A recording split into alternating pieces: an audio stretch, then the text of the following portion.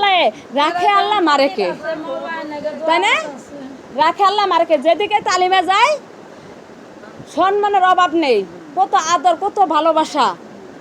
কি খামো কি না খামো, একটা ইয়ের জন্য আলাদা খাবার, আমি বক্তার জন্য রাখে আলাদা খাবার। কত আদর, কত ভালোবাসে। আমার ছোটো মাসুম বাচ্চাটাকে নিয়ে যায় যখন, আমার মেয়েটারও অনেক ভালোবাসে তারা। এটা কার মহব্বতে হয়েছে? এটা কার বলে হয়েছে? আমি আল্লাহ বলে যে আমাকে মহব্বত করে আমি তার সম্মান দুনিয়াতেও বৃদ্ধি করে দেই, আখিরাতেও বৃদ্ধি করে দেই। যেদিন হাসর কায়েম হয়ে যাবে, যেদিন সূর্যটা মাথার একটা উপরে চলে আসবে, যেদিন দেখবো সবাই মানুষ ইয়া নাফসি কাটবো, যখন মানুষ গুনার সাগরে হাবুডুবু খাবে, যেদিন দেখবো যে তার গুনাইতে ভরপুর হয়ে গেছে, তার কেউ নাই, সেদিন আমি রব তার বন্ধু হয়ে থাকবো। বলেন সুবহানাল্লাহ। এই জন্য আমার আল্লাহ ঘোষণা করতেছে কোরআনে, ইবাদি লা খাউফুন আলাইকুমুল ইয়াওমা ওয়ালা হুম ইহজানুন। যেই দিন তোর কেউ রবে না, মাতা পিতা কেউ রবে না, সবাই যেদিন তোর শত্রু হয়ে যাবে, সেই দিন আমি আল্লাহ তোর শত্রু হবে না। সেই দিন আমি 70,000 নূরের পর্দা খুলে বলবো, আয় বান্দা আয় আয়। আমি আজকে দিনের জন্য আজকে তোর চিন্তা করতে হবে না, আজকে তোর কাঁদতে হবে না। তুই আজকে এই সূর্যের তাপের মতো তোকে আমি রাখবো না, কারণ তুই সূর্যের এই তাপে তুই না রাখি, আমি আল্লাহর কী হবে, আমি আল্লাহ তোর সাথে নাফরমানি করা হবে। কেননা তুই আমাকে পাওয়ার জন্য তালিমে গেছিস, রাত্রি জাগরণ করেছিস, তাহাজ্জুদের নামাজ পড়েছিস, মুখে আমার জিকির করেছিস, নামাজের সময় হয়েছে নামাজে গেছিস, কাজ ফেলে দিছিস, কিন্তু আমি রবের মহব্বত তুই দুনিয়ায় থাকতে বলিসনি। আজকে হাসরের দিন, আজকে এই কঠিন মুসিবতের দিন, তোকে আমি মহব্বত থেকে আমিও ভুলে যাব না। আমি আল্লাহ তোর সাথে গাদ্দারি করতে পারি না। হাল জাযাউল ইহসান ইল্লাল ইহসান। এটাই হলে আমি আল্লাহর ইহসান, এটাই হলে আমি আল্লাহর ইনসাফ। আমি তোরকে আজকে ভুলি নেই, ভুলবও না। ওয়াতালকাল জান্নাতুল্লাতি উরিসতুমুহা বিমা কুনতুম তা'মালুন। অথচ সেদিন আল্লাহ বলবে, এই সেই জান্নাত তুই দেখ, যেটাকে তুই কষ্টের ফলে তোকে আমি দিয়েছি, এটা তোর কৃতকর্মের ফল, এটা তোর কষ্টের ফল হিসেবে তুই এই জান্নাতকে কামাই করেছিস। বলেন সুবহানাল্লাহ। আর সবাই কবরের জন্য পানাহ চাবেন, কবরের মাটির দিকে তাকিয়ে বলবেন, কবরে হে রাজাব কত কঠিন, সইতে হে আমি পারিব না। মৃত্যুর যন্ত্রণা কত কঠিন, সইতে হে আমি পারিব না। অগহ দয়াময় হে হে রহিম, চাই যে শুধু তোমার করুণা। কবরে হে রাজাব কত কঠিন, সইতে হে আমি পারিব না। মুনকার নারকিন আসবে কাছে, সুয়াল করিতে আমার পাশে। মুনকার নারকিন আসবে কাছে, সুয়াল করিতে আমার পাশে। সেই সুয়ালের সঠিক জবাব আমাকে বলে দিও না। কবরে রাজাব কত কঠিন, সইতে আমি পারিব না। হে শেষ বিচারের অধিপতি, এই পাপীর শুধু এই মিনতি। হে শেষ বিচারের অধিপতি, এই পাপীর শুধু এই মিনতি। শেষ বিচারের ক্ষণেও তুমি আমাকে ভুলে যেও না। সব অপরাধ ক্ষমা করে জান্নাতে করে দিও ঠিকানা। কবরে হে রাজাব কত কঠিন, সইতে হে আমি পারিব না। মৃত্যুর যন্ত্রণা কত কঠিন, সইতে হে আমি পারিব না। আদার কবরে আলু জেলে, সাপ বিচ্ছু সব দূরে ফেলে। আদার কবরে আলু জেলে, সাপ বিচ্ছু সব দূরে ফেলে। বিহিস্তি থেকে আমার লাগি দিয়া ফুলের বিছানা। কবরে হে রাজাব কত কঠিন, সইতে হে আমি পারিব না। মেরে তোর যন্ত্রণা কত কঠিন, সইতে আমি পারিব না। আল্লাহ তাআলা কোরআনে বলতেছেন, আমি কাদের মাঝে ঈমান দান করব না? এই মানুষগুলো কারা? একটাবার জেনে নে কারা। ইন্নাল্লাহা লা ইয়াহদি মান হুয়া কাযিবুন কাফফার। যারা আমি আল্লাহকে অবিশ্বাস করবে, যারা আমার কবরকে অবিশ্বাস করবে, যারা মিথ্যা কথা বলবে, আমি তাদের কপালে হেদায়েত নসিব করব না। এবং তাদের জন্য রেখে দিয়েছি একটা আবাসস্থল জায়গা, যেটা হবে কি সূরা নাবার ভিতরে বলা, ইন্না জাহান্নামা মিরসাদা। তাদের জন্য রেখে দিয়েছে একটা জাহান্নাম, যে জাহান্নাম তোদেরকে গ্রাস করার জন্য খাওয়া পেতে আসে, উত পেতে আসে। তো কখন তোকে গ্রাস করবে? কখন থেকে? একটা মানুষের ক্ষুধার্ত মানুষ হলে, একটা তৃষ্ণার্ত মানুষ হলে পানিকে যেরকমভাবে খুঁজে নেই, আমরা খুঁজি না? একটা খিদা লাগলে ভাতের আহারে যেমন আমরা খুঁজে পাগল পাড়া দিওয়ানা হয়ে যায়, তেমনইভাবে আহার, তেমনইভাবে জাহান্নামও আমাদেরকে খাওয়ার জন্য ওই রকম ক্ষুধার্ত হয়ে আছে। বলে নাউজুবিল্লাহ। তারপরে আল্লাহ তাআলা দ্বিতীয় আয়াতে বলতেছে, এটা হবে ওই যে মিথ্যাবাদী, ওই যে অবিশ্বাসকারী, এটাই হবে তাদের জায়গা, জাহান্নামের জায়গা। এটাই হবে তাদের চিরকাল থাকার একটা আবাসস্থল, চিরকাল থাকার একটা বাসা। বলে নাউজুবিল্লাহ। লাবিসিনা ফিহা আহকাবা। ওইখানে তারা কত বছর থাকবে তার কোনো হিসাব নাই। মানে যুগ যুগ যুগ থেকে যুগান্তর পর্যন্ত সেই জাহান্নামে সে কাটিয়ে দিবে। বলে নাউজুবিল্লাহ। আজকে বালামন্দা খাচ্ছেন, নেককারে যা খাচ্ছে আমিও তাই খাচ্ছি। নেককারে যা পড়তেছে তার চেয়ে আমি ভালো পড়তেছি। নেককারে যেভাবে হাঁটাচলা করে আমাদের সেইভাবে আমরা হাঁটাচলা করে না। আমাদের পোশাকের অভাব নাই। নেককারের একটা কাপড় দেখা যাচ্ছে যে তার তোলা থাকে না, আর আমাদের অনেক টাকা কাপড় ধরে তোলা থাকে। বলেন থাকে কি থাকে না? থাকে না আমাদের। অথচ নেককারে একটা কাপড় দিয়ে তার জীবন কাটিয়ে দেয়। একটা কাপড় দিয়েও তার পর্দা ধরে রাখে। কেন রাখে? ওই যে আলিমুম বিজাতিস সুদূর, আমার কলবের খবর রাখতেছে, যিনি আমাকে দেখতেছেন তার বইতে সে পর্দায় লুটিয়ে থাকে। বলেন সুবহানাল্লাহ। কি থাকে কি থাকে না?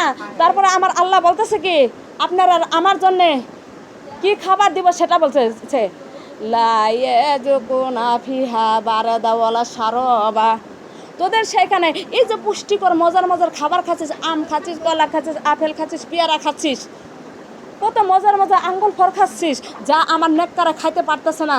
কেমনে খাবে আমার নেককার বান্দা? সে তার ইনকামের পথ খুঁজে নেয়। ইনকামের পথ স্বরূপ আমি আল্লাহকেই বেছে নিয়েছি। বলেন সুবহানাল্লাহ। কারণ সে দিন ইনকামের পথ হিসেবে দিন বেছে নিত, সে ইনকাম করতে গিয়ে আমার রবকে ডাকার সময় পাইতো না। ফলে সে খুবই না খায় থাকে, একটু মরিচ দিয়ে ভাত খায়। ওই আমার গোলামটা ওই মরিচের মধ্যে জান্নাতের স্বাদ খুঁজে নেয়। বলেন সুবহানাল্লাহ।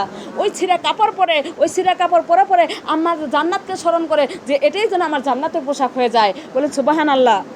তবু আমার কাছে শুকরিয়া আদায় করে বলে আলহামদুলিল্লাহ, আল্লাহ তুমি আমাকে যে খানা খাওয়ালে শুকুর আলহামদুলিল্লাহ। এ তো তোমার কাছে হাজার হাজার শুকরিয়া আদায় যে তুমি আমার এই খাবার খাওয়ালে।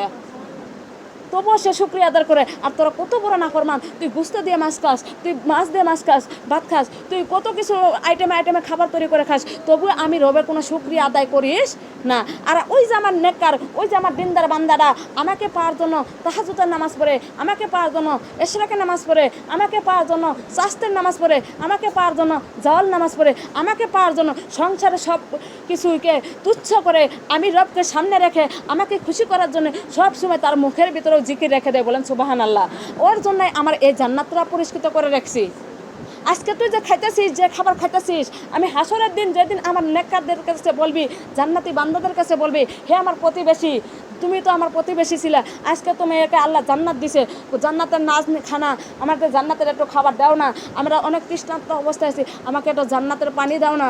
তখন ওই জান্নাতের উত্তর করে বলবে, হে বান্দা, সেদিন আমার ওই জান্নাতীরা তোর প্রশ্নের জবাবে বলবে যে ইন্নাল্লাহা হারামাহুমা আলাল কাফিরিন, আমি আজকে এই জান্নাতের খাবারটা তোদের জন্য আল্লাহ তাআলা হারাম করে দিয়েছে। আজকে তুই আমার প্রতিবেশী হতে পারিস, কিন্তু তোকে পানি দেওয়ার ক্ষমতা নাই, কারণ এটা আমার আল্লাহর নির্দেশ, তোকে এই পানি খাওয়ানো যাবে না। কারণ তুই দুনিয়াতে ভালো ভালো খাবার খাইছিস, আমি ভালো খাবার খাইতে পারি নাই, কারণ আমি তোর নামাজের সাথে জড়িত। সবাই আমাকে ঘৃণা করেছে, সবাই উস্কানি দিছে।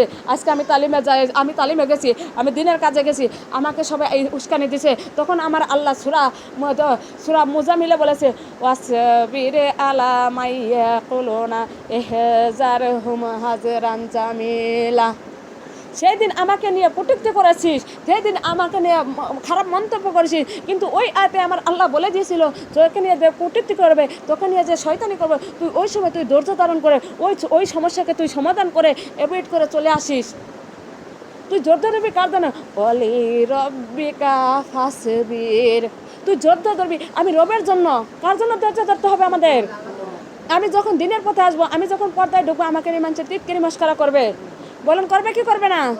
যখন আমাকে টিটকিরি করে করে যে এড়িয়ে চলবে, আল্লাহ তাআলা যেদিন জান্নাতে দিবে, যেদিন জাহান্নাম দিবে, যেদিন হাসর কায়েম হয়ে যাবে, সেদিন ওই মানুষটাকে দেখায় দেখায় আপনাকে একদিন জান্নাতে নিয়ে যাবে। বলেন সুবহানাল্লাহ।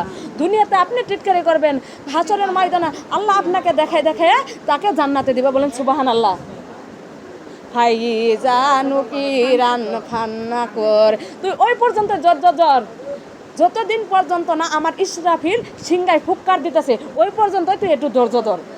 আমি ওইখানে তোর অবস্থা এমনই করতেছি, তুই 1000 বছর কানবি, কোটি কোটি বছর কানবি, ওই জাহান্নামে থেকে থেকে কানবি। এই যে আয়াতে যে বললাম যে তোদের সেখানে ভালো কোনো খাবার দেওয়া হবে না, তোদের সেখানে পুষ্টিকর কোনো খাবার দেওয়া হবে না, সেদিন চকরা করলে তোকে সেদিন আমি খাবার দিব, সেটা হবো পুষ এবং রক্ত এবং ফুটন্ত পানি, তো প্রিয় খাবার।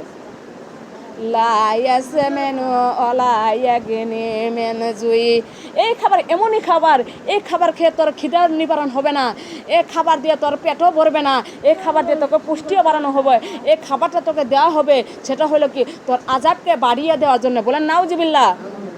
হে বান্দা, তুই জেনে রাখিস, তুই বুঝে রাখিস, যেদিন কবরে তুই কোটি কোটি কোটি কোটি বছর কানবি, আমি আল্লাহকে ডাকবি, তখন আমি আল্লাহ তোর ডাকে সাড়া দিব না। যখন আমি আল্লাহকে ডাকবি, আল্লাহ আমাকে দুনিয়ার মতো পাঠায় দাও, আল্লাহ আমাকে শাস্তি কমাও, সেদিন আমি বলবো যা যা আও ইফেকা।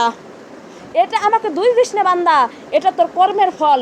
দুনিয়াতে তোর দ্বারা দ্বারা মানুষের তালিম করতে গেছে, তুই তালিমের সময় দিতে পারিস না, আমি তোকে সময় দিয়েছিলাম, অথচ আমার কাজে তুই সময় দিস নে।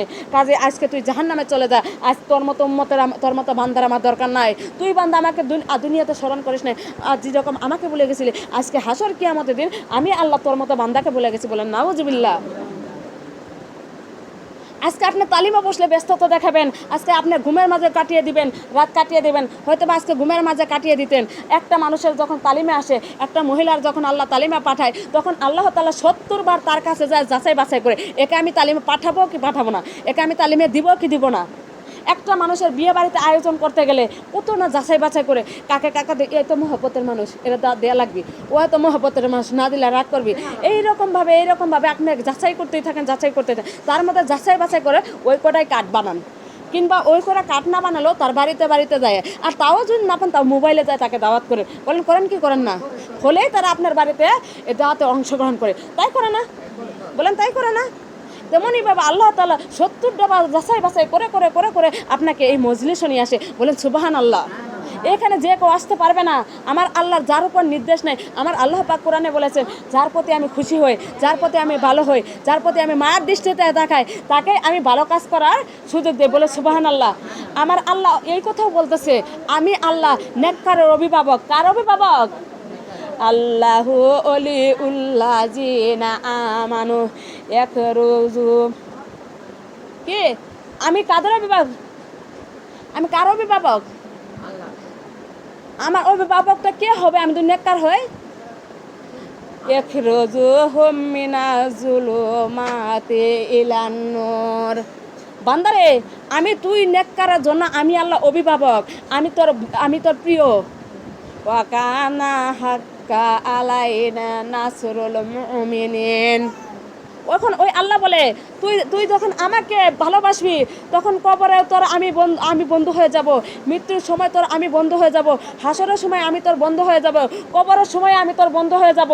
শুধু এখানেই শেষ নয়, শুধু এখানে শেষ নয়, তোকে ওই যে অন্ধকারে তুই চলে গেছিলি, তোকে ওই পথ থেকে আমি ডেকে ডেকে ডেকে ডেকে, এই তালিমটা হলো আপনার নাজাতের পথ, এটা হলো আল্লাহ পাওয়ার পথ, এটা হলো আল্লাহকে ভালোবাসার পথ, এই পথে আপনাকে নিয়ে আসে। এই জন্য আমার আল্লাহ বলে উখরিজুহুম মিনাজ-জুলুমাতি ইলান নূর। তখন আমি তোকে কি করব? তখন আমি তোকে ওই অন্ধকারের পথে চলে গেছিলি, আমি তোকে ডেকে ডেকে ডেকে ডেকে ডেকে ডেকে আমি তোকে জান্নাতের পথে নিয়ে আসবো। বলেন সুবহানাল্লাহ। আবার ওয়াল্লাযিনা কাফারু উখরিজুহুম মিনান নূরি ইলা যুলুমাত। যখন একটা গুনাহগার হবে, অভিভাবক হব শয়তান, একটা গুনাহগারের অভিভাবক কে হবে? একটা গুনাহগারের অভিভাবক কে হবে? একটা শয়তান হবে, তাই হবে না? তখন আল্লাহ তাআলা বলতেছে ওকে আমি নূরের পথ থেকে ফিরিয়ে নিয়ে এসে তাকে আমি জাহান্নামের পথে ঠেলে দেই। বলেন নাউজুবিল্লাহ। কাজে একটা কথা মনে রাখেন, আজকের দিনটা খুবই দিন, মায়ার দিন, মহব্বত। আপনারা মুনাজাত না নিয়ে চলে যাচ্ছেন কেন? বসেন, আমি মুনাজাত করে